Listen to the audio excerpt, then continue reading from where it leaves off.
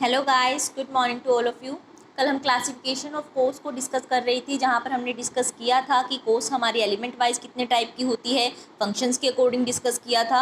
And last में हमने behaviour और वेरिएबिलिटी के बारे में डिस्कस किया था कि कोर्स हमारी 3 टाइप की होती है। आपने से जिसने भी इन 3 क्लासिफिकेशन को अभी तक नहीं देखा है वो अब फर्स्ट पार्ट में जाके देख लो एंड उसके बाद ही इस पार्ट को कंटिन्यू करना।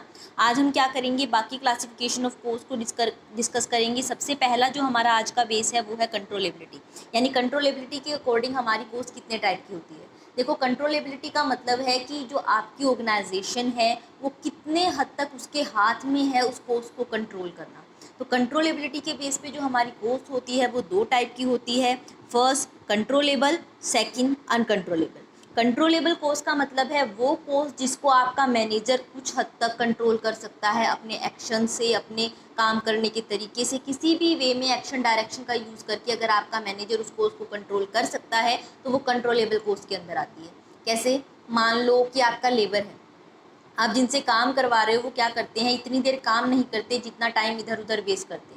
तो अगर आपका मैनेजर उनका ऊपर प्रॉपर सुपरविज़न रखे कि वो काम कर रहे हैं या नहीं कर रहे हैं, अगर नहीं कर रहे हैं तो उनसे रीज़न पूछे, तो उन लोगों को क्या करना पड़ेगा, टाइमली काम करना पड़ेगा। जैसे अगर हम मान लो घर में भी अगर हम काम करवाते हैं तो अगर उनके सामने कोई खड़ा रहे तो वो लोग काम करते रहेंगे। अगर आप इधर उधर रहोगे तो फिर वो क्या करेंगे, आधा टाइम वेस्ट करेंगे। तो वही चीज़ अगर जो मैनेजर है वो क्या करे, प्रॉपर सुपरविज़न रखे, प्रॉपर डायरेक्शंस दे, तो वो क्या कर सकता है, उसको उसको कंट्रोल कर सकता है।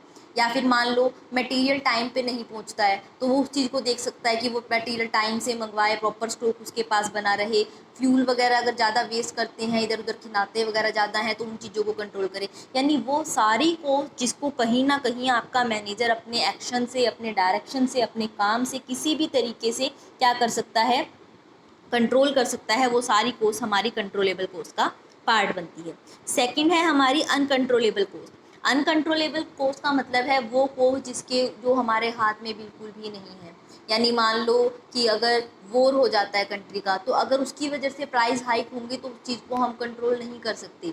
या फिर क्या है, बाढ़ आ गई, उस वजह से अगर प्राइस मार्केट में बढ़ गए हैं रॉ मटेरियल के, तो उस कोस्ट को हम कंट्रोल नहीं कर सकते।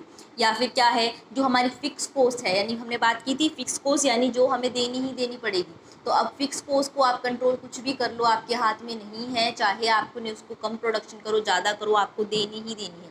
यानी वो सारी कोस्ट जो आपके हाथ में ही नहीं है, जो होनी ही है, आप कुछ भी करके उसे कंट्रोल नहीं कर सकते, वो आती है हमारी अनकंट्रोलेबल कोस्ट में। तो जो हमारी कंट्रोलेबिलिटी है उसके बेस पे हमारी 2 कोस्ट हुई, एक कंट्रोलेबल जिस पे हमारी ऑर्गेनाइजेशन कंट्रोल कर सकती है, और दूसरी अनकंट्रोलेबल जिसके ऊपर कोई भी कंट्रोल नहीं है। नेक्स्ट हमारा कोर्स का जो बेस है वो है अकॉर्डिंग टू नॉर्मेलिटी, यानी नॉर्मेलिटी के बेस पे हमारी कोर्स कितने टाइप की होती है।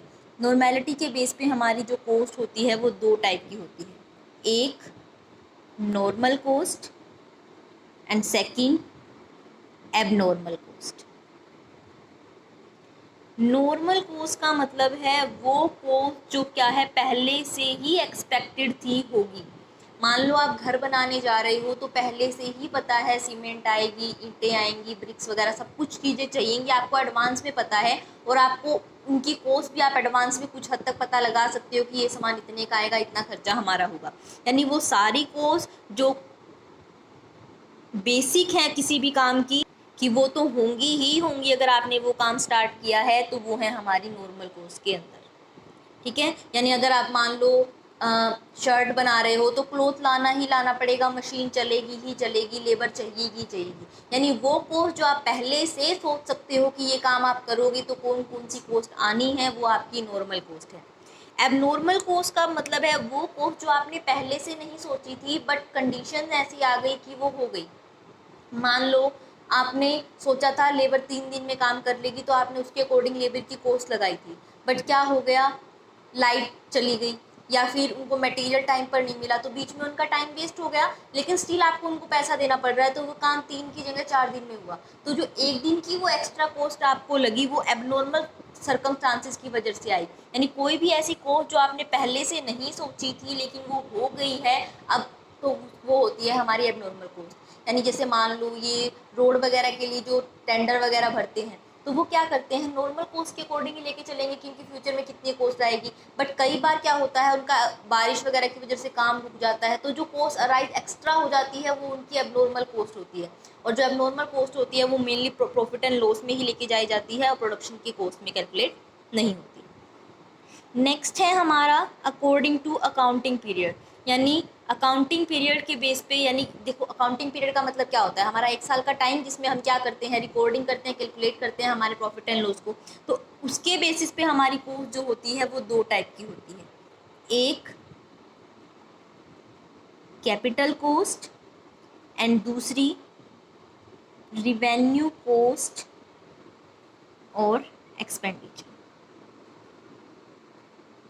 कैपिटल कॉस्ट का मतलब है वो कॉस्ट जिसका बेनिफिट हमें लंबे टाइम तक मिलेगा, यानी एक अकाउंटिंग ईयर में ना मिलके बहुत सारे अकाउंटिंग ईयर में जिसका बेनिफिट हमें मिलेगा। यानी हमने मान लो प्लांट खरीदा, मशीनरी खरीदी, तो वो ऐसी नई चीज़ नहीं है कि 1 साल में आपकी ख़त्म हो जाएगी, वो टाइम के साथ यूज़ होती है। तो ऐसी सारे एक्सपेंडिचर, ऐसी सारी कॉस्ट जो होती हैं वो हमारी कैपिटल कॉस्ट का पार्ट बनती हैं। ये हमने पहले भी बहुत बार डिस्कस किया है कि ऑपरेटिंग कॉस्ट कौन सी होती है और कैपिटल कॉस्ट कौन सी होती है। वो सारी कॉस्ट जो फिक्स असेट को परचेज करने में लगती है, जिनका बेनिफिट एक लंबे टाइम तक मिलता है, वो सारी हमारी कैपिटल कॉस्ट होती है। एंड रिवेन्यू कॉस्ट का मतलब है वो कॉस्ट जो डे टू डे ऑपरेशन के लिए लगती है, यानी अगर आपको काम करोगे तो वो अराइज होगी, अगर आप काम नहीं करोगी तो वो अराइज नहीं होगी। यानी अगर आप कह सकते हो कि प्रोडक्शन का व्हील घुमाने के लिए जो कॉस्ट आपकी यूज़ होती है वो आपकी सारी क्या होती है, रिवेन्यू कॉस्ट होती है। डे टू डे ऑपरेशंस की कॉस्ट जो होती है वो हमारी रिवेन्यू कॉस्ट का पार्ट बनती है। नेक्स्ट है हमारी अकॉर्डिंग टू टाइम। टाइम के अकॉर्डिंग जो हमारी कॉस्ट होती है वो 2 टाइप की होती है। फर्स्ट है हमारी हिस्टोरिकल कॉस्ट एंड सेकंड है pre determined cost. Historical cost जैसा कि नाम से ही पता चल रहा है वो कॉस्ट जो पास्ट में हो चुकी है, और प्री डिटरमाइंड कॉस्ट वो जो हम पहले से डिसाइड कर रहे हैं। तो इससे पता चल रहा है कि हमारी कॉस्ट क्या होगी। हिस्टोरिकल कॉस्ट का मतलब है वो कॉस्ट जो हमारी पास्ट में हो चुकी है, यानी हिस्टोरिकल कॉस्ट हम उसे बोलते हैं जब हम क्या होता है कॉस्ट को हो जाने के बाद उसको कैलकुलेट करते हैं कि टोटल में हमारी कितनी लगी, पर यूनिट कितनी लगी। जैसा हमारा काम फाइनेंशियल अकाउंटिंग करती है, हमने बात की थी फाइनेंशियल अकाउंटिंग क्या करती है, पोस्टमार्टम करती है एक्टिविटीज़ का, कि जो चीज़ें पहले हो चुकी है उनका रिकॉर्डिंग करती है। तो जब हम उस टाइप के बेसिस को यूज़ करते हैं कोस्टिंग के लिए तो उसे हम बोलते हैं हिस्टोरिकल कॉस्ट का यूज़ किया जा रहा है। और जब हम पहले से डिटरमाइन करके चलते हैं फ्यूचर की कॉस्ट को, जैसा कि हम बजट में करते हैं, स्टैंडर्ड में करते हैं, स्टैंडर्ड कॉस्टिंग भी क्या करती है, यही काम करती है, वो पहले से डिसाइड करके रखती है कि इस काम को करने में कितना खर्चा आएगा। फिर क्या करती है, देखती है कि एक्चुअल खर्चा कितना आया और दोनों को कंपेयर करती है कि क्या खर्चा ज़्यादा हुआ या कम हुआ। अगर ज़्यादा हुआ तो उस पर ज़्यादा फोकस किया जाता है कि अगर ये ज़्यादा हुआ है तो क्यों हुआ है, कहाँ पे हमने ज़्यादा वेस्टेज कर दी पैसे की। कम अगर हुई होती है तो हम इतना ध्यान नहीं देते कि अच्छी बात है कि हमारे कहीं ना कहीं कॉस्ट सेव हुई है। स्टिल उसको देखना चाहिए ताकि हम देख सकें कि कहीं क्वालिटी कॉम्प्रोमाइज़ तो नहीं हुई, और अगर वैसे रिड्यूस हुई है विदाउट क्वालिटी को कॉम्प्रोमाइज़ किए तो कहाँ पर हमने ये एफिशिएंटली वर्क किया है। नेक्स्ट है हमारा according to planning and control. Planning and control के अकॉर्डिंग हमारी कॉस्ट जो होती है वो 2 टाइप की होती है। First budgeted cost and second standard cost. देखो जो हमारे प्लानिंग फंक्शंस हैं, ऑर्गेनाइजिंग है, स्टाफिंग है, डायरेक्टिंग है, कंट्रोलिंग है, सभी में हमारी मदद करती है कहीं ना कहीं कॉस्ट अकाउंटिंग। बट मेनली जो उसका फोकस होता है, जिसमें सबसे ज़्यादा हेल्प करती है, वो है हमारा प्लानिंग एंड कंट्रोल। यानी वो हेल्प करती है हमें प्लान करने में कि हमारी कॉस्ट कितनी आएगी, और लास्ट में ये देखने में कि क्या जितनी हमने प्लान की थी उतनी ही हमारी कॉस्ट आई है। यानी कॉस्ट को कंट्रोल करना, वो देखेगी अगर उतनी ही कॉस्ट नहीं आई है तो क्यों नहीं आई है, कहाँ पर कमी रही, जो हमने अभी बात की। तो ये क्या करते हैं, इस बेस पे हमारी कॉस्ट को 2 टाइप पे डिवाइड किया जाता है, एक बजटेड कॉस्ट, एक स्टैंडर्ड कॉस्ट। बजट का मतलब हमें पता है क्या होता है कि हम क्या कर रहे हैं, पहले से ही एस्टिमेट लगा रहे हैं कि हमारा फ्यूचर में खर्चा कितना होगा।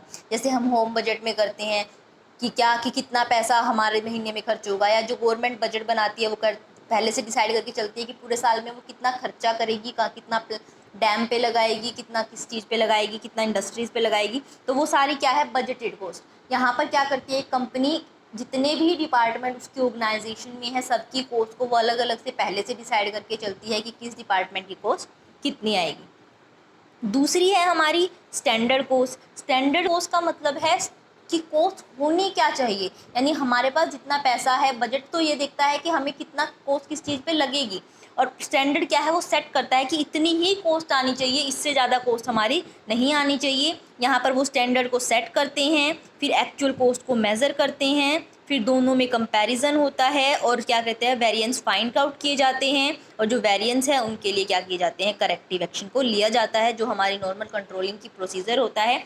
देखो बहुत ज़्यादा फ़र्क बजटेड और स्टैंडर्ड कॉस्ट में नहीं होता, दोनों में बहुत सिमिलैरिटी है। दोनों ही स्टैंडर्ड क्या करती हैं, पहले से कॉस्ट को डिटरमाइन करती हैं और कॉस्ट को कंट्रोल करने की कोशिश करती हैं। बट यहाँ पर जो बजटेड कॉस्ट है ये सब डिपार्टमेंट की कॉस्ट को फिक्स करती है, जबकि जो स्टैंडर्ड कॉस्ट है वो मेनली प्रोडक्शन की एक्टिविटीज़ का ही हिसाब रखती है कि मटेरियल पे कॉस्ट कितना होना चाहिए, लेबर पे कितनी होनी चाहिए। वो बाकी डिपार्टमेंट जो है उनके ऊपर फोकस नहीं करती। लास्ट बेस है हमारा मैनेजरियल डिसीजन के अकॉर्डिंग, इसमें हमारी जितनी भी बाकी कॉस्ट रह जाती हैं वो सारी इसका पार्ट बनती हैं, चाहे वो संक कॉस्ट हो, आउट ऑफ पॉकेट कॉस्ट हो, नोशनल कॉस्ट हो, रिप्लेसमेंट कॉस्ट हो, बहुत सारे टाइप की कॉस्ट हैं। इन सबको हम आज नहीं डिस्कस करेंगे सेम लेक्चर में, लेक्चर लंबा हो जाएगा, इसको हम कल डिस्कस करेंगे। Thank you.